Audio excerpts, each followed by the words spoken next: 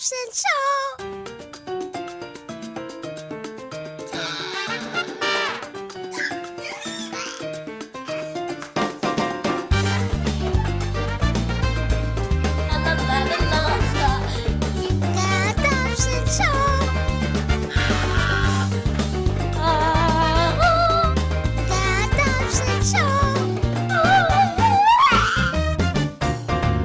We are heading into our Ukrainian apartment, right?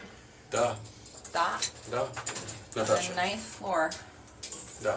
Everything is locked. It would not pass the fire codes in America. Did you It lock wouldn't from pass the any inside? codes of Yeah. America. But it's cute. Once you're inside, It's very cute. Otherwise, when stepping over this threshold, you go from slum to paradise in one step. It's amazing.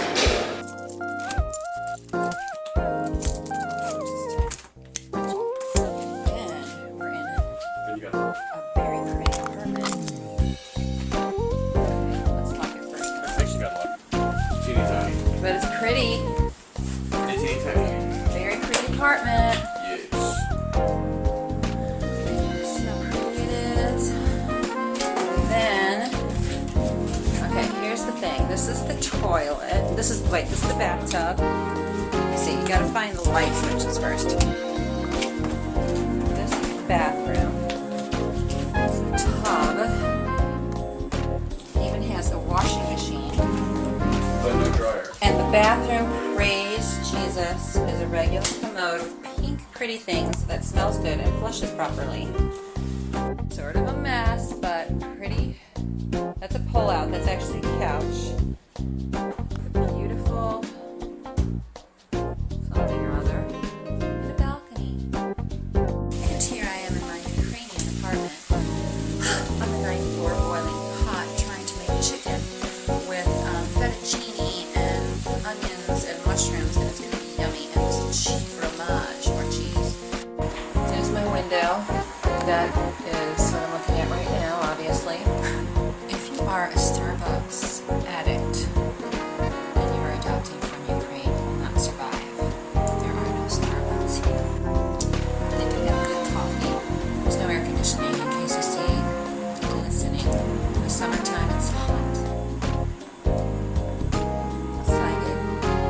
Very excited. The guy is so handsome. And enjoying this time. Things are going really well. Things seem to be moving fast. I don't know if I'm going to be like this if I have to stay a long time. I like it here, but when you have kids at home, it's bittersweet because you just really want to be with them. Hello. Bon appetit. The adoption process itself is overwhelming. It's a lot to take in.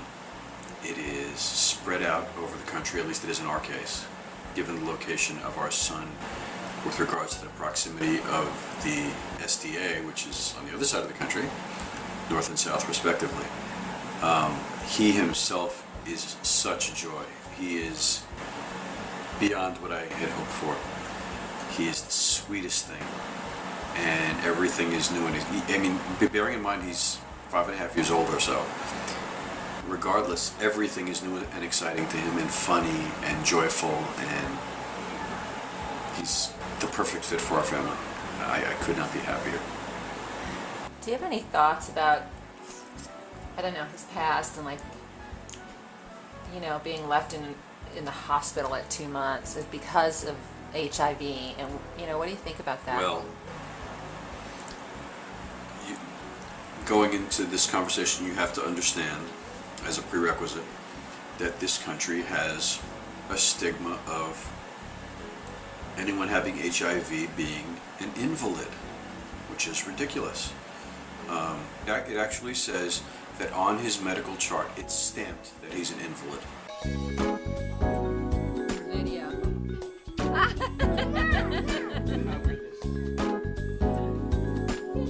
You probably cannot see very well. Wow.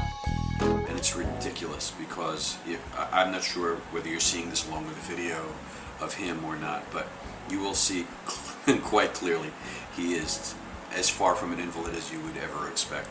He is a happy little boy and healthy in every respect except for the HIV, and all it takes to manage that is his meds every day, and that keeps his viral load down to 0. I mean, not 0.1, not a little bit of HIV, I mean 0, okay? And he's going to live as full and happy and exciting and wonderful a life as you or I, with the exception of his meds. Yeah. As orphanages go, I'm very impressed with this one. They seem to have their own, for lack of a better way to put it, medical wing that's almost like a mini hospital. And the kids are treated very well, and they're given therapy when needed, and I'm very impressed with the level of care. We were in the HIV wing with our child and all his friends, and it was so cute to see. And you see the, I don't know if they're nurses or let's call them caretakers, since I don't know, just taking care of the kids, and the kids being so responsive, giving the kids therapy depending on their various levels of need, and it was just very impressive. They have their medical protocols that they follow, and they really know what they're doing. I'm very impressed. You know, what strikes me is that oftentimes you think of these orphanages and you think, you know, that the kids in them, maybe there's something more that's wrong with them or whatever. What struck me actually was the exception of the HIV, which we can't really see. These children who have been there since birth, who I would think would be totally messed up, and granted, I'm sure we have some work to do with bonding and that type of thing. I'm always amazed at how like our kids in America, and how kids are the same anywhere. Like you go to Africa, you go, you know, to Guatemala, and It's true. I mean, these kids are the same. I mean, they're high-fiving us. They're wanting to look at the iPhone. They want to play ball. They want to run around and play. I know. It's so... Kids are kids. Doesn't it strike you? Like, all these little kids who are living without parents, and yet, you know, they have these caretakers. And I guess not to, you know, diminish the need for parents, because it's crucial, but I am also amazed at how resilient they are. You know? Yeah, truly. I mean, that he can come out there and start, you know, learning how to play hide and seek, learning how to drink from a juice box, adapting, learning how to say A, B, C, D. Yeah, thumb wrestling. I mean, yeah, simple and then, I mean, the things. intelligence. And taking such joy from it. And so what gets me is that, you know, the fear that a lot of things that keep these children away from parents is the fear that we have as Westerners, as Americans, as, you know, we have so much fear that we're going to be so messed up by these messed up kids. And the reality is that it's our own fear that's stopping us from being blessed by them, because they're so beautiful. And again, you have to be wise in this process, and you have to really go with your gut, but at the same time, there is a huge leap of faith as well. No question.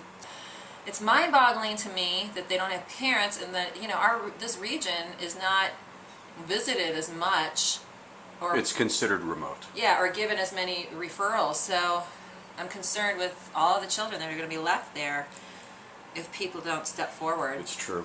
It's true. So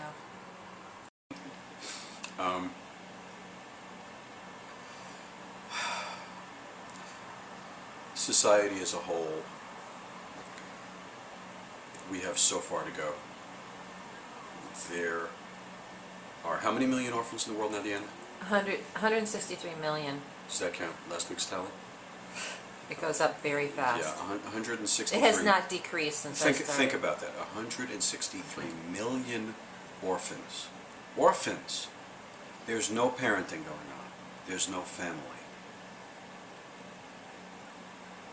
As a culture, as a world culture, and this is acknowledging national boundaries and cultural boundaries, and they certainly vary widely, we have a long way to go. Look what's happening in Africa, all over the world. While we can't wait for our world society to evolve fast enough to end the atrocity of HIV and abandoned children. We can take action now by parenting these kids, by supporting these kids, by loving them, taking them into our lives, and letting them just thrive and be loved and become to fulfill their potential, really. We, as a culture, are so focused on our own comfort and so swayed by every little fear. I encourage anyone listening, if this is ever seen, to reach out, to extend yourself, to make a difference by more than writing a check to this foundation or that foundation. Yes, that's helpful. Yes, it certainly will help make a difference. But I encourage everyone to make a real difference in their own lives by adopting a child. 163 million children. And I don't know what percentage of that we'll live to see next year or the year after that. It's staggering. I encourage anyone listening to make a difference, to adopt one, and make it a part of your life. The Adoption Show!